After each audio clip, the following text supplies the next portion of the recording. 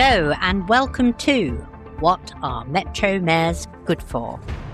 I'm Jill Morris, creator and founder of the fabulous Devo agency. I'm a proud devolutionista and northerner, and today we're heading to South Yorkshire across the Pennines there to explore how devolution is powering economic growth and delivering for local communities. The devolution revolution is happening, but what does it really mean for your back pockets? And why does it even matter? Our podcast series will hear from mayors, political and thought leaders who will try and shed some light on why we should be more excited or even care about devolution and what it can do for you. If I'm right, and devolution is the agency of change, we all need to understand a lot more about what these metro mayors are for and what these powerful beasts actually do. In our third episode, I'm joined by the fantastic Mayor of South Yorkshire, Oliver Coppard. We talk about his mission to drive economic growth, create good jobs, improve transport and skills, and make sure that growth is felt in communities right across South Yorkshire.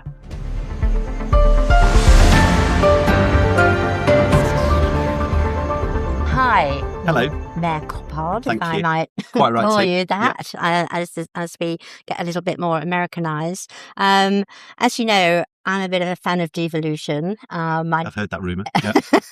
Yeah. I believe in it being a solution. But as we get sort of more and more mayors and bigger empires, some being more big than others, and I think there are issues with the devolution, English devolution bill and community empowerment that we haven't actually thought through. I've just seen actually Jim McMahon. I had a little talk with him because he was actually going to do this before the cull. But I think what the big question I want to ask you, because you're relatively new, not the newest, and you're different, I think, and you've got a very different geography, which is the point of devolution, is what is your answer to on the doorstep, and you say, what are mayors good for? Well, before I answer that question, let me just say about Jim, I was really sorry to see him leave that post because I thought he was brilliant. Transformational. Yeah, I was actually really gutted for him, but also for us, because he was a brilliant person to work with. And a northerner.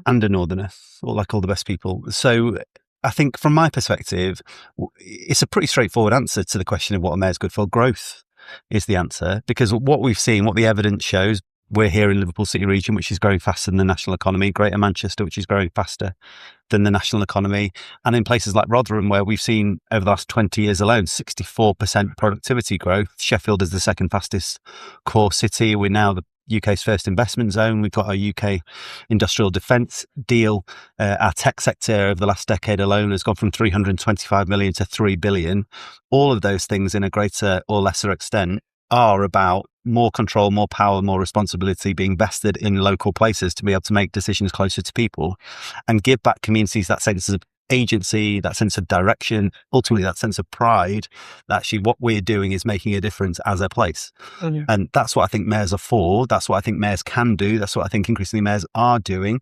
The more power, the more responsibility, the more money we have in place to be able to make those decisions, take those decisions on behalf of our communities, I think the more that we can supercharge the local or regional economies that we are responsible for and actually put more money in people's pockets, which is ultimately what it's all about, making sure that people in South Yorkshire have more money in their pocket to spend on holidays, houses, cars, public transport, you name it, whatever they want to spend it on, making sure that more money is in people's pockets, they have better jobs, more opportunity, and they can stay near and go far. Yeah.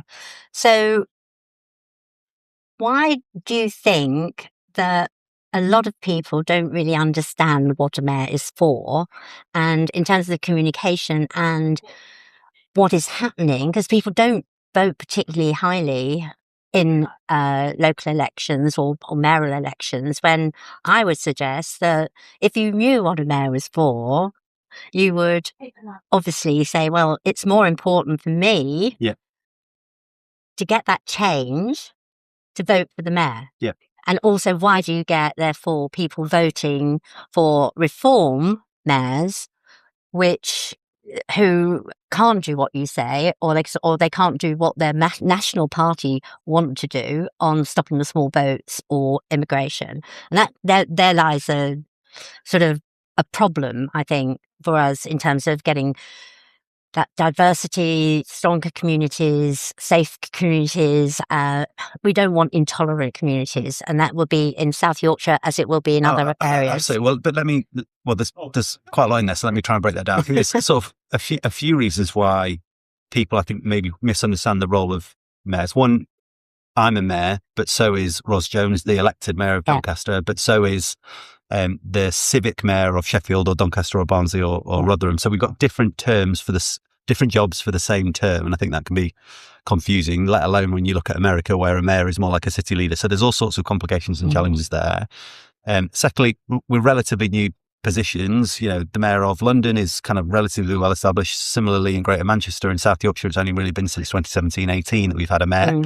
And that therefore makes it difficult for people to maybe get to grips when you're not, in the way we are, paying attention to politics all of the time. Yeah. And then I think thirdly, we have an obsession, don't we, in this country with Westminster politics. Yeah. And I see that and I feel it, despite the fact that we have budgets which are huge, responsibilities which are pretty vast increasingly, be it policing and crime, be it my role within the healthcare system, what we're doing on housing, what we're doing on skills, what we're doing on economic growth, my responsibilities when it comes to working with the government through the Council of Nations or Regions or the Mayoral Council, all of those things and many more besides. And yet the media are much more likely to go and speak to a backbench MP and find out their focus than they are to come and speak to us when something big happens across this country. And that's just the way that the system works. Now, I've taken that up with the BBC, with ITV and other people besides, and said I think that's frankly pretty bonkers. But that's the way the system works. Either. No, I agree. No, absolutely. And that's part of the problem. And that's why we are doing, I think, a disservice to our communities who deserve to understand what it is that I do and what it is that Luke Campbell or Andrea Jenkins does too. Because unless and until you can actually understand what we all do, and another challenge is that we all have slightly different powers and responsibilities, and that doesn't help either.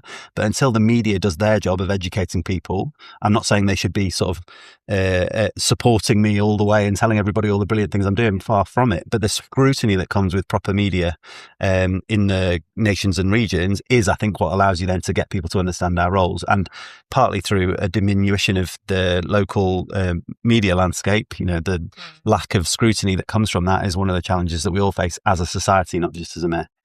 Can you see, at the moment, I would argue, and we've seen it played out from the very beginning of the conference with Andy Burnham, can you see a time where there would be a bigger convention, going back through my history of looking at devolution, of the North?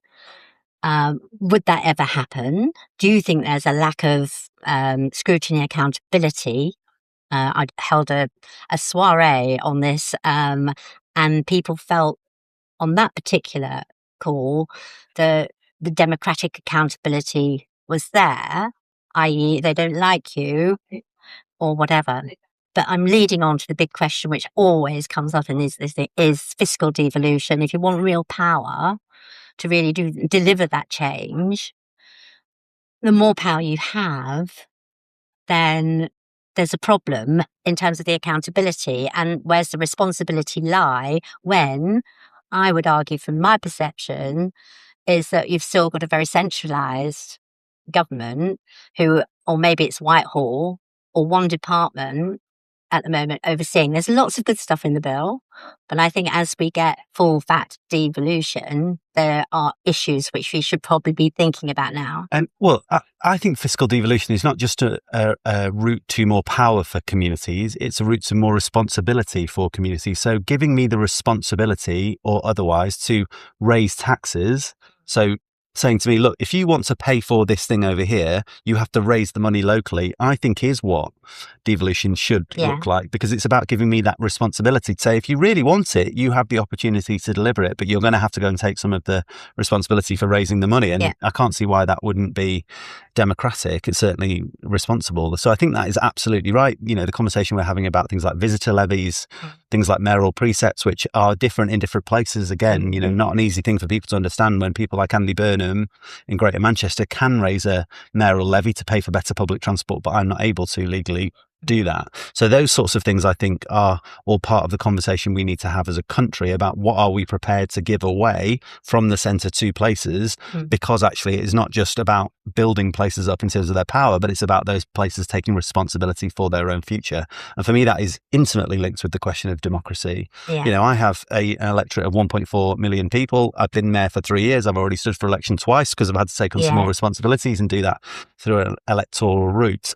I would argue it is much more democratically accountable to have somebody like me taking those decisions on behalf of our community, somebody who lives and works and calls it their home. South Yorkshire is the place that I grew up in, and it's the place that I am proud to call home. I am taking decisions on behalf of my community, living and working there, and as a result of that, I hope taking better decisions taken 250 miles away in London, with a whole kind of range of cabinet systems, committee systems, parliamentary scrutiny, which most people don't understand. I don't think particularly helps people to understand democracy or how the decisions are taken on their behalf. Yeah, that's the empowerment, the feeling of empowerment, which Absolutely. I don't think people and are. Agency. And is there that you can do things and you can, quoting unquote, do things differently. And I think the imagination, the vision, the ambition, all of those things are exactly why you have a metro mayor or mayor, because you're doing things differently, because it's matching the need or the regional economy. Absolutely. I mean, look, democracy that people don't understand is not really truly democracy, in my view. If you can't genuinely understand what it is that you're voting for, what it is the person that you are potentially electing is promising to do or has not done, then I don't think you can truly call that democracy. And increasingly, we have a system in this country where it is quite complex, or it's not entirely clear. Is it the minister? Is it the government? Is it a non-departmental public body? Is it extrajudicial? I mean, you name it. There's all sorts of different sort of things that happen in this system that people don't truly understand where the responsibility lies. If you can't get a GP's appointment, whose fault is it? Whose problem is it, and who can fix it?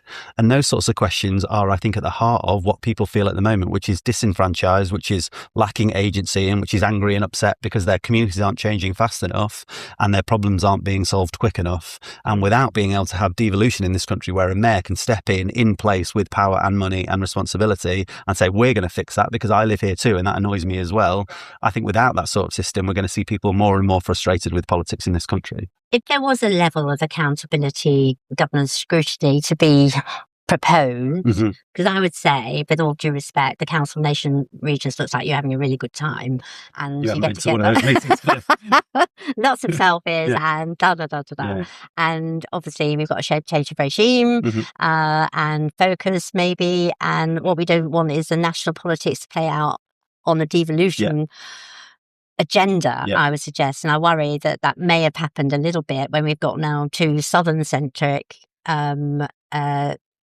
leaders replaced by two northern champions. Now, that's all good. It has to work. But again, it's how we get that narrative and message out to say this is what works and this is why it's good. So my worry, Oliver, is very often there's tensions being built in the system between parliamentarians, between neighbouring mayors, but the joined upness, no, that's not a proper word. We need more of it, and we need it from central government across their departments, a better understanding, which you have explained, that people don't understand local government. How are they going to understand a devolved government? How do they, they don't understand. So I don't think the Council of Nations Regions, to be fair, or the Mayoral Council is designed for scrutiny, right? And I would also argue that the mechanisms we have in place for scrutiny and oversight at the moment aren't really robust enough, given the amount of money and power we have increasingly in place in regions. So I would be absolutely all for kind of increasing that formally somehow, and leave the government to try and answer that question. But from my perspective, you've absolutely got to be able to show people what you're doing and how you're doing it, and constantly have that conversation. Now, the government have a responsibility to play there in kind of empowering us to be able to take decisions, but then also put in place the right scrutiny and accountability measures to be able to show that that is working, but also hold people back if they are going wrong. To a certain extent, we have to be more comfortable with the idea of things going wrong, because that's what democracy allows for, is ultimately you've got to be able to vote people out if they're not doing a good job, or vote for them if they are. So we kind of have, that is the ultimate kind of security and safeguard, isn't it? The sort of the elections that we have in place. But frankly, the government have also got to be able to say, we're going to sort of take off the reins and allow you to do some more stuff. So to give you an example, through, NPR at the moment is a decision being taken largely in Whitehall, not with mayors. We've put in our bids, we've told the government what we want, and then it goes behind closed doors and then they come out with the answer. Now, I think we could play a bigger role there in actually deciding what the answer looks like, because I think that's what devolution demands. Yeah, so getting that collaboration is what I'm really about in the agencies, because that's we've got to make it work, and we've got great leverage, and we also need that democracy to come into that people to do that. So it's a big agenda ahead. Really exciting. I'm just going to wind up now because we're being waved at. But the main thing I wanted to ask you in terms of your three, I can't believe it's only 3 years. I know. I look so much older than I did 3 years ago. I've known you forever. But in terms of your 3 years, what would you say was your proudest achievement, the thing that you have delivered, and that you would own? There's actually loads that I'm really proud of. Actually, I'm really proud of how much we've achieved in those 3 years.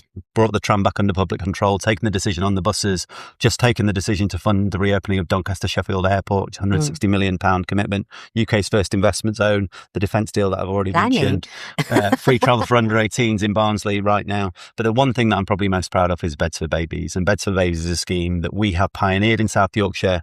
It is a guarantee to every child under 5 in our region that they will have a safe place to sleep, be it a bed, a cot, or a Moses basket, because 1 in 10 kids currently go home from Sheffield Hospital alone without a safe place to sleep, and we are stepping into that space and solving that problem. It's not something that any other mayor has done. It's not something that we are formally responsible for, but we did it because we can, and it is important that we do. And for me, that's one of the proudest things that I've done, and long may it continue. Yeah, no, fantastic. And that's exactly, isn't it great? Thank you so much. But I also think that we need to get that message out and keep blowing our trumpets around why devolution is important. This will go viral, and then it will all be sorted. It will go viral. So we'll be doing this regularly. Absolutely. It will be called the Oliver and Gill Show. Okay, that's a wrap, I think. And that's it for today. Thank you for listening, and thank you to the brilliant Oliver Coppard for being a spectacular guest on the podcast. Also, of course, a huge thank you to City and Guilds and the Walton Youth Community Project for recording this with us aboard their fabulous youth bus. Please sign up and don't miss out for our next podcast with yet another Metro Mayor. Stay in touch and follow me and the Devo Agency on all things social, LinkedIn, X, and you name it, Instagram too. You can also catch the video version of the podcast on our YouTube at Devo Agency. See you next time.